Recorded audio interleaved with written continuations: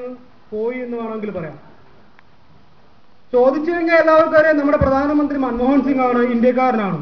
പക്ഷേ ഇന്ന് ഭാരതം ഭരിക്കുന്നത് ഒരു ഇന്ത്യക്കാരനല്ല എന്നുള്ളത് നഗ്നമായ സത്യം തന്നെയാണ്. അതിൽ ആർക്കും യാതൊരു സംശയമില്ല. ഒരു വിദേശി വനിതയായ സോണിയാഗാന്ധിയും ഇപ്പൊ എല്ലാവർക്കും അറിയാം പത്രങ്ങളിൽ പൊതുവെ ഒരു ഗ്ലാമറിന്റെ പരിവേഷം കെട്ടി നിറഞ്ഞാടുന്ന ഒരു ഹാഫ് ഇന്ത്യൻ അല്ലെ ഒരു പകുതി ഇന്ത്യക്കാരനായ രാഹുൽ ഗാന്ധിയുമാണ്. കഴിഞ്ഞ കുറെ ദിവസങ്ങളായിട്ട് പത്രങ്ങളെല്ലാം ഒരു വാർത്ത വരുന്നുണ്ടായിരുന്നു. ഇന്റർനെറ്റിലും കുറെ സാമൂഹിക നെറ്റ്വർക്കുകളിൽ വരുന്ന കുറെ വാർത്തകൾ ഗവൺമെന്റ് നിഷേധിക്കാൻ പോകുമായിരുന്നു. അതിൽ ഒരെണ്ണം ഞാൻ ഒന്ന് ജസ്റ്റ് ഒന്ന് പറയാം. ഒരു ചെറിയൊരു പിക്ചറായിരുന്നു. രണ്ട് ആളുകളുടെ ഫോട്ടോയാണ് അതിലുള്ള മുകളിൽ. ഒന്ന് പ്രധാനമന്ത്രി മൻമോഹൻ സിംഗും ഒരു സൈഡിൽ മുഖ്യമന്ത്രി ഉമ്മൻചാണ്ടിയും. താഴെ ഒരു ലൈനും കൊടുത്തിട്ടുണ്ട്. ഇത്രയാണ്: നല്ല നട്ടെല്ല ആവശ്യമുണ്ട്. ഞാൻ പറയുന്നത് നമ്മുടെ പ്രധാനമന്ത്രിയെ കുറിച്ചാണ്. ആദരണീയനും ബഹുമാനീയനുമാണ്. പക്ഷെ എങ്കിലും പറയാതിരിക്കാൻ നിവൃത്തിയില്ല എന്നുള്ളതാണ് സത്യം. നമ്മുടെ AB വാജ്പേയി പ്രധാനമന്ത്രി ആയിരിക്കുന്ന കാലത്ത് ഭാരതം എന്ന് കേട്ടുകഴിഞ്ഞാൽ മറ്റു രാഷ്ട്രങ്ങൾ എന്തോ ഒരു വലിയ ആശയോടുകൂടിയാണ് കാണുന്നത്. 2020 ആകുമ്പോൾ super power of the world ആകും. അല്ലെങ്കിൽ മുഴുവൻ ഏത് കാര്യം എടുക്കുന്നോ, ഇന്ത്യയുടെ ഏത് നിലയിലെടുക്കുന്നോ അവിടെയെല്ലാം വളരെയധികം കുതിച്ചുചാട്ടം കണ്ടുകൊണ്ടിരുന്ന ഒരു സമയമായിരുന്നു. പക്ഷെ അതിനുശേഷം നമ്മുടെ രാഷ്ട്രം ഏതവസ്ഥയിലേക്കാണ് പോയിക്കൊണ്ടിരിക്കുന്നത്? ഇന്ന് ഭാരതത്തെ കുറിച്ച് പറഞ്ഞാൽ 2G സ്പെക്ട്രം അഴിമതി, അങ്ങനെ വളരെയധികം തെറ്റായ ഒരു രീതിയിലേക്ക് പോയിക്കൊണ്ടിരിക്കുക. സ്വന്തമായിട്ട് ഒരു നിലപാടെടുക്കാൻ കഴിവില്ലാത്ത പ്രധാനമന്ത്രിയുടെ കീഴിലാണ് നാം നിൽക്കുന്നതെന്ന് പറയുമ്പോൾ വളരെയധികം വിഷമമുണ്ട്. അദ്ദേഹത്തെ വളരെയധികം ബഹുമാനിക്കുന്നു. എങ്കിലും പറയാതിരിക്കുക വയ്യ. കാരണം എല്ലാവർക്കും അറിയാം, നമ്മളിത് കാണുന്നതാണ്. അപ്പൊ നമ്മൾ ചിന്തിക്കുക, എന്തിനാ ആ സെയിം സ്ഥലത്ത് വേറെ ആളുടെ ഫോട്ടോയിൽ വന്നിട്ടുണ്ട് ഉമ്മൻചാണ്ടിയുടെ. അദ്ദേഹത്തിന് നട്ടില്ല എന്ന് പറയുന്നത് എന്തിനാണ്? അദ്ദേഹം മുഴുവൻ ഓടി നടന്ന് ചെയ്യുന്നില്ലേ? ജനസമ്പർക്ക പരിപാടി നടത്തുന്നില്ലേ? രാത്രി പകൽ 3 മണി വരെയൊക്കെ ഇരിക്കുന്നില്ലേ? കൃത്യമായിട്ട് തിരിച്ചറിയേണ്ട ഒരു മുഖമാണ് അവിടെ കാണുന്നത്. അതായത് മുഖ്യമന്ത്രി ഉമ്മൻചാണ്ടി ഇന്ന് കേരളം ഭരിക്കുന്നത് എങ്ങനെയാണ്? ഇന്ന് കോൺഗ്രസ് ആണോ കേരളം ഭരിക്കുന്നത്? വർഗീയ ഒരു കാഴ്ചപ്പാടിലേക്ക് വരികയല്ല. നമ്മൾ കൃത്യമായിട്ട് തിരിച്ചറിയണം ഇന്ന് ആരാണ് കേരളം ഭരിക്കുന്നതെന്ന് തിരിച്ചറിയണം. മുസ്ലിം ലീഗ്, ക്രിസ്ത്യൻ ലീഗ് എന്ന് പറഞ്ഞിട്ട് മാണിയുടെ കുറെ ആളുകൾ, പിന്നെ കോൺഗ്രസ്. കൃത്യമായിട്ട് മത അടിസ്ഥാനത്തിൽ മാറ്റി നിർത്തിയ ഒരു ഭരണകൂടമാണ് ഇന്ന് കേരളത്തെ ഭരിക്കുന്നത്. മുഖ്യമന്ത്രി ഉമ്മൻചാണ്ടിക്ക് ഒരു കാര്യം പോലും കൃത്യമായിട്ട് നട്ടലോട് പറയാൻ പറ്റില്ല. ഇത് നടക്കണം എന്ന് പറഞ്ഞു കഴിഞ്ഞാൽ അപ്പുറത്ത് കുഞ്ഞാലിക്കുട്ടി ഇരുന്ന് പറയും ഇത് വേണ്ട, ഓന്റെ കാര്യമല്ല, ഇത് വേണ്ട എന്ന് പറഞ്ഞാൽ നടക്കില്ല. അല്ല മാണി പറയാണ് ഇത് വേണ്ട, നടക്കില്ല. കഴിഞ്ഞ ദിവസങ്ങളിൽ എല്ലാവരും ഒരു വാർത്ത ഉണ്ടായിരുന്നു പത്രങ്ങളിലെല്ലാമായിട്ട്. ഒരു ആലഞ്ചേരി കർദിനാളായിട്ട് ഉടനെ ഒരു വാർത്ത ഇറ്റലിയിൽ നിന്ന് വന്നു. ഞാൻ നമ്മുടെ കൊച്ചു കേരളത്തിൽ നമ്മുടെ കൊല്ലം ജില്ലയിൽ തന്നെ നടന്ന ഒരു അപകടത്തിൽ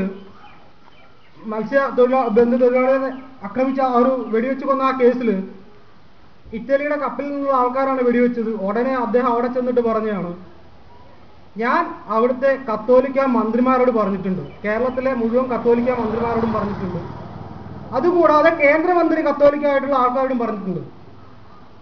കൃത്യമായിട്ട് ആ ഒരു വർഗീയ രീതിയിൽ എങ്ങനെയാണ് നമ്മുടെ ഭരണം കേരളത്തിൽ പോകുന്നതെന്ന് നമുക്ക് കൃത്യമായിട്ട് തിരിച്ചറിയാൻ സാധിക്കുന്നുണ്ട്. ഈ ഒരു കാലഘട്ടത്തിൽ എല്ലാ ജനങ്ങൾക്കും ഇത് മനസ്സിലായി വരുന്നുണ്ട്. അതിൽ യാതൊരു സംശയമില്ല. ഇന്ന് കോൺഗ്രസ് എന്ന് പറയുന്ന ഒരു സംഘടന കേരളത്തിൽ ഇല്ല എന്ന് അല്ല, ഒരു കടലാസ് സംഘടന, അല്ലെങ്കിൽ അതിന്റെ അന്ത്യശ്വാസം വലിച്ചുകൊണ്ടിരിക്കുകയാണ്. ഇടതുപക്ഷത്തിന് ബദലായിട്ട് ആർക്ക് വോട്ട് ചെയ്യുമെന്നുള്ള ഒറ്റ കാഴ്ചപ്പാട് കാരണം കോൺഗ്രസ് അധികാരത്തിൽ വന്നു. അല്ലെങ്കിൽ ഈ ഒരു മതേതര മുന്നണിയല്ല, ഒരു മതമുന്നണി അധികാരത്തിൽ വന്നു എന്നുള്ളതാണ് സത്യം. ഒരു സംഘടനാ കാഴ്ചപ്പാട് ഒന്നും ഇല്ലാതെ പല രീതിയിലേക്ക് പോയിക്കൊണ്ടിരിക്കുകയാണ് കോൺഗ്രസ്.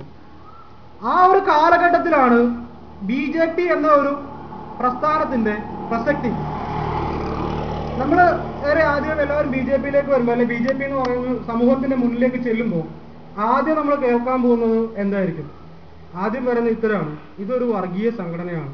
മറ്റ് രാഷ്ട്രീയ പാർട്ടികൾ പറയും ഇതൊരു വർഗീയ സംഘടനയാണ്, ഇത് വർഗീയതയാണ്, ഫാസിസ്റ്റ് ആണ്, വർഗീയതാണ്. നമ്മൾ കൃത്യമായിട്ട് ജനങ്ങൾക്ക് ഏകദേശം മനസ്സിലായി വരുന്നുണ്ട്. എങ്കിലും നമ്മൾ ഒന്നുകൂടെ നല്ലപോലെ ഒന്ന് ചിന്തിച്ചാൽ നമുക്ക് മനസ്സിലാവും യഥാർത്ഥത്തിൽ കേരളത്തിൽ ആരാണ് വർഗീയത വളർത്തുന്നത്. കൃത്യമായിട്ട് നമ്മൾ ആലോചിക്കുക. എലക്ഷൻ വരുന്ന സമയത്ത്, ഇപ്പൊ പിറവ എലക്ഷൻ വരുന്നുണ്ട്, ഇലക്ഷൻ വരുന്ന സമയത്ത് കൃത്യമായി ചിന്തിച്ച് ആലോചിച്ച് ഓരോ വർഗത്തെയും വർഗീയമായി മാറ്റി വോട്ട് ബാങ്ക് ആക്കുന്നത് ആരാണ്? യാതൊരു സംശയമില്ല, കമ്മ്യൂണിസ്റ്റുകാരനും കോൺഗ്രസുകാരനും തന്നെയാണ് ആലോചിച്ച് കൃത്യമായി പറഞ്ഞ വർഗീയമായിട്ട് മർക്കസിലും പോയി, പള്ളിയിലും പോയി, നമ്മുടെ ബിഷപ്പ് ഹൗസിലും പോയി, NSS ആസ്ഥാന മന്ദിരത്തിലും പോയി, SNDP ആസ്ഥാനത്തിലും പോയി കൃത്യമായി വർഗീയ കാർഡ് കളിച്ച് ജനങ്ങളുടെ ഉള്ളിലേക്ക് വർഗീയത വളർത്തുന്നത് BJP അല്ല.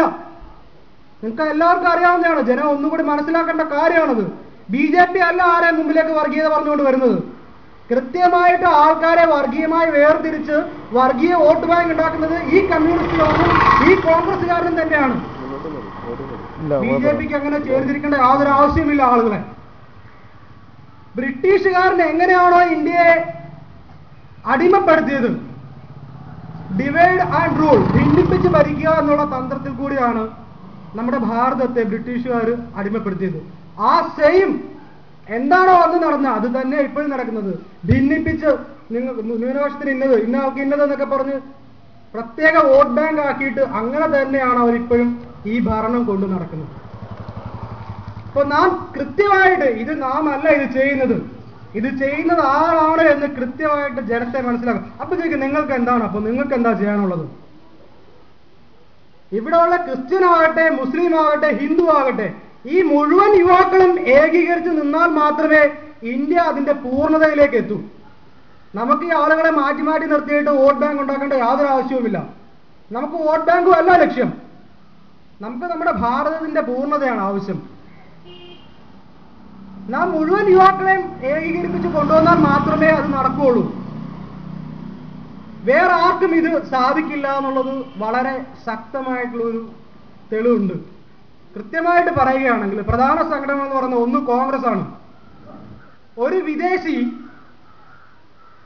ബ്രിട്ടന്റെ അടിമത്തത്തിലിരുന്ന കാലഘട്ടത്തിൽ ഇന്ത്യയിലെ ജനങ്ങളുമായിട്ട് കമ്മ്യൂണിക്കേറ്റ് ചെയ്യാൻ വേണ്ടിയിട്ട് ഉണ്ടാക്കിയ ഒരു പ്രസ്ഥാനമാണ് കോൺഗ്രസ്. ജനങ്ങളുമായിട്ട് കമ്മ്യൂണിക്കേറ്റ് ചെയ്യാൻ വേണ്ടി മാത്രം ഒരു വിദേശി തന്നെ ഉണ്ടാക്കിയ പ്രസ്ഥാനം. ഒരു വൈദേശിക പ്രസ്ഥാനത്തിന് ഇന്ത്യയുടെ എത്ര ആത്മാർത്ഥതയാണ്. ഇത് ഈ കേരളത്തിൽ അധികമുള്ള കമ്മ്യൂണിസ്റ്റുകാർ എവിടെ നിന്നാണ് ഈ കമ്മ്യൂണിസം വന്നത്? ചൈനയിൽ നിന്നും റഷ്യയിൽ നിന്നും ഒക്കെ വന്ന സാധനമാണ് ഈ കമ്മ്യൂണിസം. അതിന് ഇന്ത്യയിൽ പറഞ്ഞെടുത്തതല്ല. നാം ഏറ്റവും കൂടുതൽ യുവാക്കൾ അറിഞ്ഞിരിക്കേണ്ട ഒരു കാര്യം, ഏതൊരു കുഞ്ഞു കുട്ടിയോടും ചോദിച്ചാൽ പറയാം ആരാണ് ഇന്ത്യയുടെ ശത്രു, ഉടനെ വിളിച്ചു പറയും പാകിസ്ഥാൻ. ആരാണ് പാകിസ്ഥാന് സഹായം കൊടുക്കുന്നത്? അമേരിക്ക. പെട്ടെന്നാണ് ആൻസർ വരിക. പക്ഷെ നാം പൂർണ്ണമായിട്ട് മനസ്സിലാക്കേണ്ട ഒരു കാര്യം, ഈ പാകിസ്ഥാന് ഏറ്റവും കൂടുതൽ സഹായം കൊടുക്കുന്ന ഒരു രാഷ്ട്രമാണ്, രഹസ്യമായിട്ട് ഏറ്റവും കൂടുതൽ സഹായം കൊടുക്കുന്ന രാഷ്ട്രമാണ് ചൈന. ഇന്ന് ഇന്ത്യ ഏറ്റവും കൂടുതൽ വെല്ലുവിളി നേരിടുന്ന വേറെ ഒരു രാഷ്ട്രത്തിന്റെ അല്ല, അത് ചൈനയുടെ തന്നെയാണ്. കാരണം ചൈനയാണ് ഇന്ന് ലോകത്തിലെ ഏറ്റവും ശക്തമായി വളർന്നുകൊണ്ടിരിക്കുന്ന ഒരു രാജ്യം. പ്രധാന രാജ്യം ഒന്ന് ഇന്ത്യയാണ്, ഒന്ന് ചൈനയാണ്. ഇന്ത്യ എങ്ങനെയെങ്കിലും തളർത്തിയാൽ മാത്രമേ ചൈനയ്ക്ക് മുന്നിലേക്ക് വരാൻ പറ്റൂ.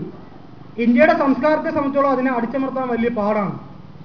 ഇന്ത്യക്ക് ചുറ്റുമുള്ള മുഴുവൻ നാവിക മാർഗങ്ങളെല്ലാം എല്ലാ സ്ഥലത്തും ചൈനയുടെ പിക്കറ്റിംഗ് എല്ലാം ഏർപ്പെടുത്തി. നമുക്ക് ഒരു 6-7 മാസത്തിന് മുമ്പ് കാണുന്നുണ്ടായിരുന്നു അരുണാചൽ പ്രദേശിൽ കുറെ വിഷയങ്ങളൊക്കെ നടന്നത്. ഇതുപോലെ ഇന്ത്യക്കെതിരെ യുദ്ധം ചെയ്യാൻ തയ്യാറെടുക്കുന്ന ഒരു രാജ്യത്തിൽ പറഞ്ഞ ആ രാജ്യത്തോട് ഇപ്പോഴും കൂറ് കാണിക്കുന്ന ഒരു സംഘടനയാണ് കമ്മ്യൂണിസം. അവർക്കും നമ്മുടെ രാഷ്ട്രത്തിനെ നേരെ നയിക്കാൻ സാധിക്കില്ല. അതിനൊരു ചെറിയ ഉദാഹരണം കൂടി പറയാം. 1962 ഇന്ത്യ ചൈന യുദ്ധം ഉണ്ടായ സമയത്ത് ഇന്ത്യക്കാരായ പട്ടാളക്കാരന് രക്തം ദാനം ചെയ്ത് എന്ന കേസിൽ എന്ന് പറഞ്ഞിട്ട് കമ്മ്യൂണിസത്തിന്റെ ഏറ്റവും പരമാധികാരി കമ്മിറ്റിയായ PB പോളിറ്റ് ബ്യൂറോ VS അച്യുതാനന്ദനെ ശാസിച്ചതാണ്. അതായത് എതിർ രാജ്യത്തിനെതിരെ യുദ്ധം ചെയ്ത പട്ടാളക്കാരന് രക്തം കൊടുത്തതിൽ ശാസിച്ചു. അപ്പൊ തന്നെ മനസ്സിലാവും ഈ സംഘടനയ്ക്ക് ആരോടാണ് കൂറുകൾ എന്നുള്ളത്. ഒരു സംഘടനയും ഇവിടെ നിൽക്കുന്ന കോൺഗ്രസ് ആകട്ടെ കമ്മ്യൂണിസ്റ്റ് ആകട്ടെ ഒരു സംഘടനയും ഭാരതത്തിൽ പിറന്നതല്ല. അതിനൊരിക്കലും ഭാരതത്തിനോട് യാതൊരു തരത്തിലുള്ള ആത്മാർത്ഥത ഉണ്ടാകാൻ പോകുന്നില്ല. അവിടെയാണ് BJPയുടെ ഒരു കാര്യം. എന്താണ് BJPയുടെ റോൾ എന്നുള്ളത് നമ്മൾ തിരിച്ചറിയേണ്ടത്. തീർച്ചയായിട്ടും വേറൊരു സംഘടനയ്ക്കും ഈ രീതിയിലേക്ക് കൊണ്ടുവരാൻ കഴിയില്ല. അത് കഴിയുന്നത് BJPക്ക് മാത്രമാണ്. ഭാരതത്തിൽ ജനിച്ച പിറന്ന ഭാരതീയ ജനതാ പാർട്ടിക്ക് മാത്രമേ സാധിക്കൂ. അതിൽ ഏറ്റവും കൂടുതൽ കടപ്പാട് ചെയ്യാനുള്ളത് അത് യുവജനങ്ങൾക്കാണ്. അത് കൂടുതലായിട്ട് നമ്മുടെ യുവമോർച്ചയിൽ കൂടി തന്നെ വേണം. മുഴുവൻ ആളുകളെ ഏകീകരിപ്പിക്കാൻ യുവമോർച്ചയ്ക്ക് തന്നെ സാധിക്കണം. പ്രധാനമായും പറഞ്ഞു, നമ്മൾ യുവാക്കളെയാണ് കൂടുതലായിട്ട് യുവമോർച്ചയിലേക്ക് കൊണ്ടുവരുന്നത്. യുവാക്കളുടെ സംഘടനയാണ് യുവമോർച്ച.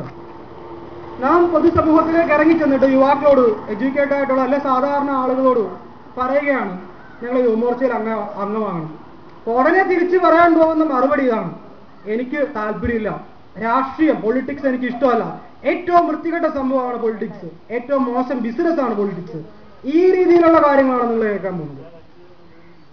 നാം ഇരുത്തി ആ യുവാക്കളോട് ചോദിക്കേണ്ട ഒരു കാര്യമുണ്ട്. നമ്മുടെ ഈ രാഷ്ട്രത്തെ നയിക്കുന്നത് ഈ പൊളിറ്റീഷ്യൻസ് ആണ്. ഈ പറയുന്ന ആളുകൾ, ഈ മോശപ്പെട്ട ആളുകൾ മാത്രം ഈ രാഷ്ട്രീയത്തിലേക്ക് വന്ന് നേതൃനിലയിലേക്ക് പോയി കഴിഞ്ഞാൽ, ചിദംബരത്തെയും രാജയും പോലുള്ള ആളുകൾ രാഷ്ട്രത്തിന്റെ പരമാധികാരത്തിലേക്ക് എത്തിയാൽ എങ്ങനെ ഈ രാഷ്ട്രം നേരെയാവും? എഞ്ചിനീയറിംഗ് ആകട്ടെ, മെഡിക്കൽ ആകട്ടെ, മുഴുവൻ വിദ്യാർത്ഥികളെയും ഈ ഒരു അവസ്ഥ നമ്മൾ പൂർണ്ണമായിട്ടും ബോധ്യമാക്കണം. നമ്മുടെ രാഷ്ട്രം ആ ഒരു നില 2020-2030 എത്തുമ്പോൾ super power of the world ആവണമെന്നുണ്ടെങ്കിൽ മുഴുവൻ ജനങ്ങൾ ഒന്നിക്കണം. എല്ലാ ആളുകൾക്കും ഈ ബോധം ഉണ്ടാകണം. ആ രീതിയിലേക്ക് വളർത്താൻ വേറെ സംഘടന ശ്രമിക്കില്ല. ബാക്കിയുള്ള സംഘടനയ്ക്ക് രാഷ്ട്രീയമായ മുതലെടുപ്പ് മാത്രമാണുള്ളത്. അതുമായി എന്താണ് യുവമോർച്ച, ഇതൊക്കെയാണ് യുവമോർച്ച എന്ന് തീർച്ചയായിട്ടും പറഞ്ഞു കൊടുക്കാൻ നമുക്ക് കഴിയണം. അങ്ങനെയാണെങ്കിൽ മാത്രമേ നമുക്ക് ഈ മാരാർത്തോട്ടം എന്ന് പറഞ്ഞ ഈ ഒരു ചെറിയ പ്രദേശത്ത് ഒരു സംഘടന ഉണ്ടാക്കിയെങ്കിൽ എന്തെങ്കിലും പ്രയോജനം ഉണ്ടായി എന്ന് പറയാൻ പറ്റും. ആ രീതിയിലേക്ക് തന്നെ നമ്മുടെ രാഷ്ട്രത്തിന്റെ ഈ ഒരു ചെറിയ ഗ്രാമമായ ഈ ഇവിടുത്തെ ഇത്ര ആളുകൾക്ക് ഓരോ സ്ഥലം, ഓരോ ഗ്രാമങ്ങളിലാണ് ഭാരതത്തിന്റെ ആത്മാവ് ഗ്രാമങ്ങളാണെന്ന് മഹാത്മാഗാന്ധി പറഞ്ഞിരിക്കുന്നത്. അപ്പം നമ്മുടെ ഈ ഗ്രാമത്തിനൊരു ഡെവലപ്പ് ഉണ്ടായാൽ പുറത്തെ ആളുകൾ സംസാരിക്കപ്പെടും. ഓരോ സ്ഥലത്തും ഇങ്ങനെ മാറ്റം ഉണ്ടായാൽ പൂർണ്ണമായിട്ടും നമ്മുടെ ഭാരതത്തിന് വളരെ വലിയൊരു മാറ്റം ഉണ്ടാക്കാൻ സാധിക്കും. അതിലെല്ലാം നിങ്ങളും അണിചേരുമെന്ന വിശ്വാസത്തോടു കൂടി ഞാൻ എൻ്റെ വാക്കുകൾ നിർത്തുകയാണ്. ജയ് ഹിന്ദ്.